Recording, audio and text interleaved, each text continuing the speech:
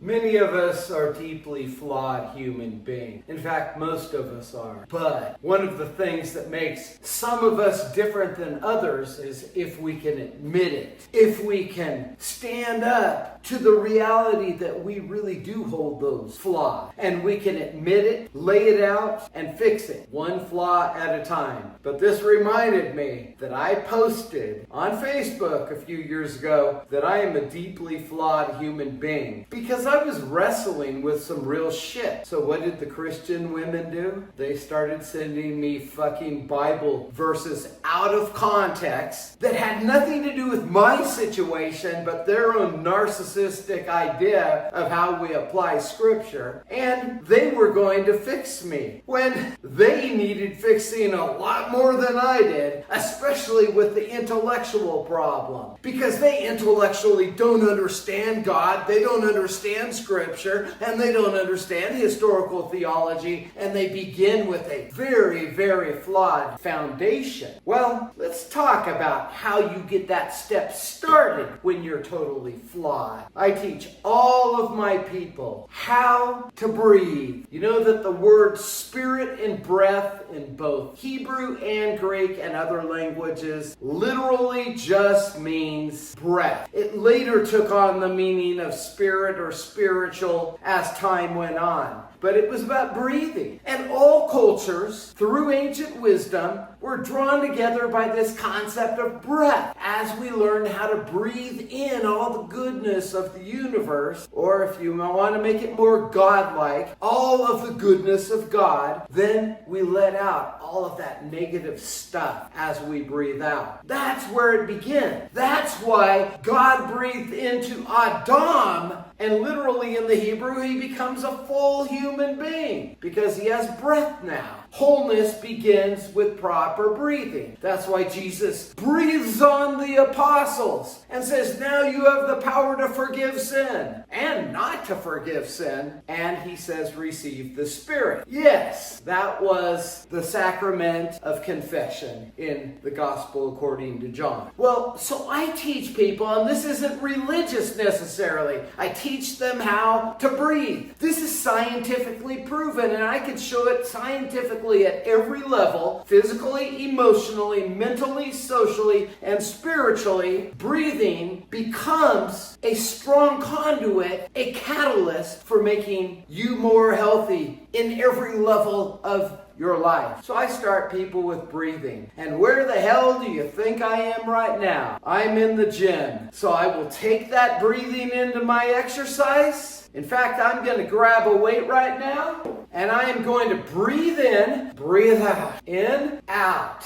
in, out, in, out. It's that simple. So where do we begin with dealing with what's deeply flawed? We accept ourselves, and we begin to breathe in all the goodness of the universe, all the goodness of God, and we breathe out everything that is negative. That begins the process. The next thing is working on the body, okay? You have to work on that body because the body is the only place your emotions have to live. It's the only place that holds your thinking in the brain. It's the only place, and thinking, by the way, happens even in the gut. The body thinks. It's the only place that people see when they encounter you. They encounter your face, your body. Sorry, but that's the way it is. We even have intimate relationships, body to body. So let's start by breathing and working out. Then we can move on to what is next. Have a great day.